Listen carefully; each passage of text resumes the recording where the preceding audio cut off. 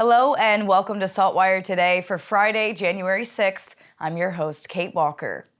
Canada has claimed the gold medal in the World Juniors Championships here in Halifax.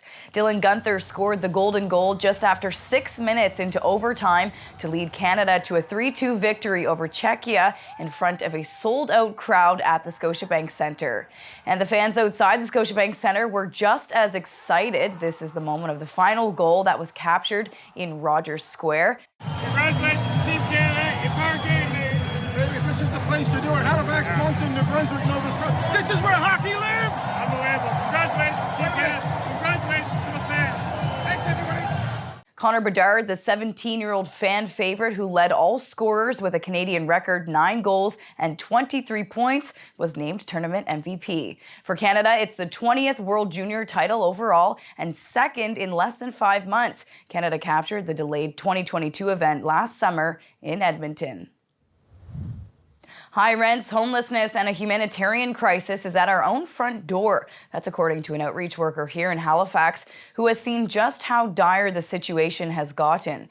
Campbell McClintock is an outreach worker for the Out of the Cold organization. It's his job to find the homeless in Halifax and do what he can to help. By his estimation, there are more than 100 people living outside in the city, and all the shelters are consistently full. I've been doing this work, first working at a homeless shelter and then eventually doing outreach for the past 3 years. And just in that 3-year period, I've seen a drastic increase of folks being forced outside and living outside, and folks of all walks of life, folks who have never anticipated being homeless in their life, who don't even use substances or alcohol, who are being rent evicted during our housing crisis. Rental prices in Halifax continue to climb and are among the highest in the country. Inflation is also making an already challenging housing situation worse. The organization is in need of several items, including pallets to keep tents off the ground, tarps, sleeping bags, air mattresses, non-perishable food, winter clothes, and gift cards.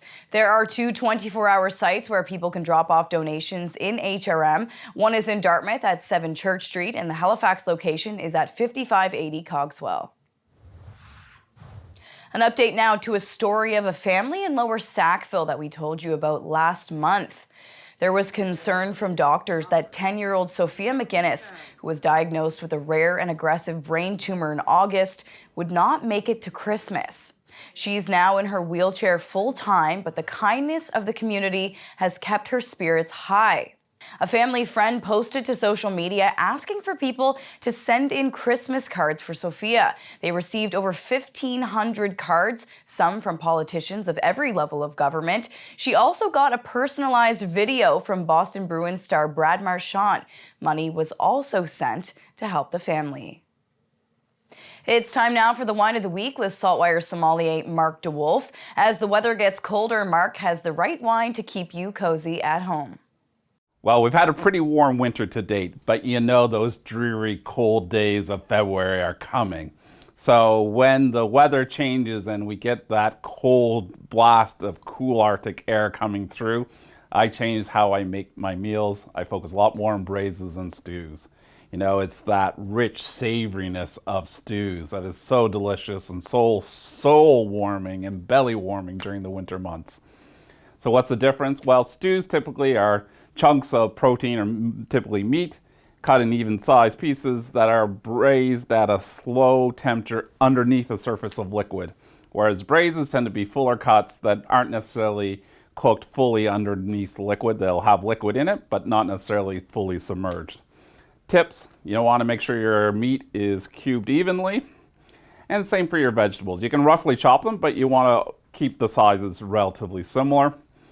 Make sure you brown your meat, so season with a dusting of seasoned flour, a little butter or oil in your pan, brown them off to caramelize the outside, remove it, and then add your vegetables, slowly caramelize them, breaking up everything that's been released by the meat with a wooden spoon.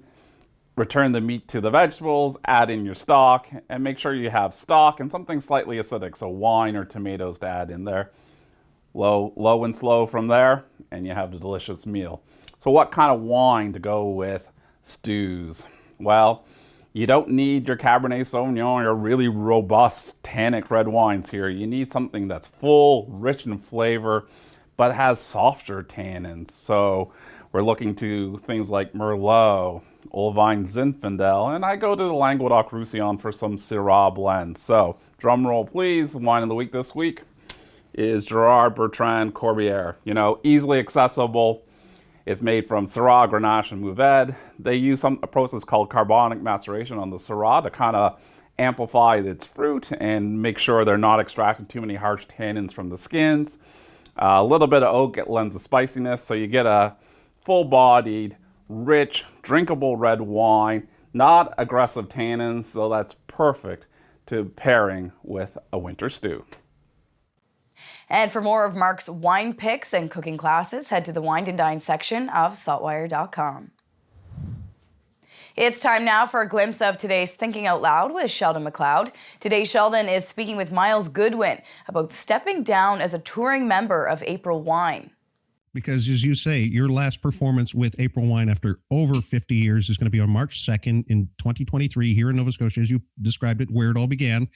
And you're not allowed to tell us where that is yet, are you? No, I would love to, but I can't. You know, I think they're gonna announce it at the beginning of February or the very end of this month. I'm not sure, right around there. So for some, maybe the last show that they got to see you at was Alderney Landing. And as you point out with the band. So this is a full April Wine show, and I can only imagine what this is going to be like, not just for you, but for the fans to be a part of that.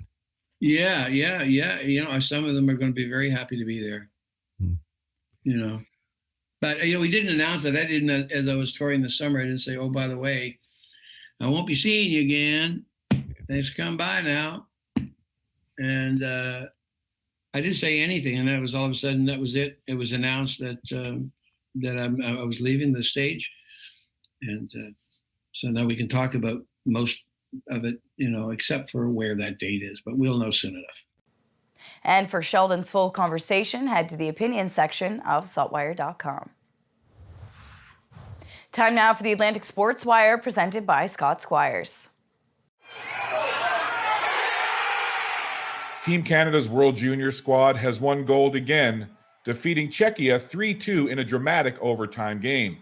Alex Legier is from Amherst. He does play-by-play for the Amherst Ramblers, but he was in Halifax last night to witness the game at Scotiabank Centre. Alex, tell me about the experience of being in the building.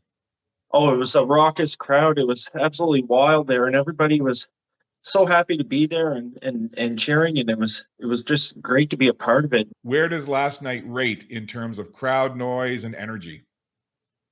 Easily top. Easily, that was the craziest and the loudest I've ever seen it. And the energy was just wild. And even after the game, we walked around Parade Square and in the Rogers Center area, and just everyone that was singing "Ole, ole, ole" and hooting and hollering and the noisemakers, and that was pretty crazy too and pretty fun. What was going through your mind, and what was your reaction when that overtime goal went in and Canada had won? I don't know if I have many nails left because I was just chewing my nails the whole third period, really, and just the nerves. I was feeling the nerves, so I can't imagine what the players and the players' families were feeling and everybody. But when that went in, I just jumped and we all just started singing "Heave Away" and blowing horns and clapping everybody's hands, shaking everybody's hands, and high-fiving everybody around us. And the party was on then. And one more thing I just wanted to say is I just really wanted to give a shout-out to all the volunteers and the staff of the Scotiabank Centre, because the afternoon game started at 3:30, and we were in the rink going, you know, the doors open for the Canada game in 10 minutes. So for 10,000 people to get out of that building and then to clean it up and then everyone back in that time and not miss anything, it was just a shout out to those guys. Well said. Alex, thanks for your time. Safe travels today. All right, thanks a lot. In Halifax, I'm Scott Squires for the Atlantic Sports Wire.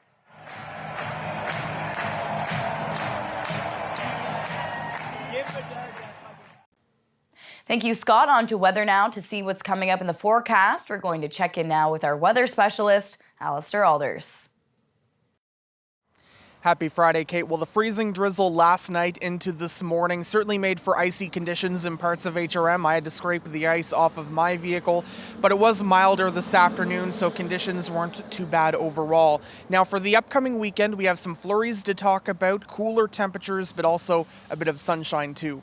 This evening, it will be mainly cloudy with the temperature near -1. Now, a weak trough that is trailing the trough that moved through last night into this morning will pass off of our coast tomorrow morning, bringing some flurries or patchy bands of light snow. The temperature starting the day near -2 and up to +2 in the afternoon, and that's when we'll start to see some sunny breaks. There is a cold front, though, that will move across the region Saturday night into early Sunday morning that could bring some flurries back into the forecast. But for Sunday, looking at a mix of sun and cloud. Now, I think the official high will technically be near the freezing mark. It will be recorded very early in the morning, but on Sunday afternoon, the temperature forecast to be near -5 with a wind chill of -10, as we will have winds gusting from the northwest 20 to 40 kilometers per hour, so certainly a chilly day. So sunshine to talk about, but cooler as I mentioned. Temperatures do moderate though as we head into next week. If you are looking for some snow, still not a whole lot in the forecast overall. You'll just have to keep on waiting for a significant snow to reach us here in Halifax. Have a great weekend. Kate. Thank you, Alistair. That's all for now. For more extended video and full online articles, stay tuned to saltwire.com. And you can find us on Instagram, Twitter, and YouTube. I'm your host, Kate Walker. Thank you for joining us, and we'll see you back here Monday.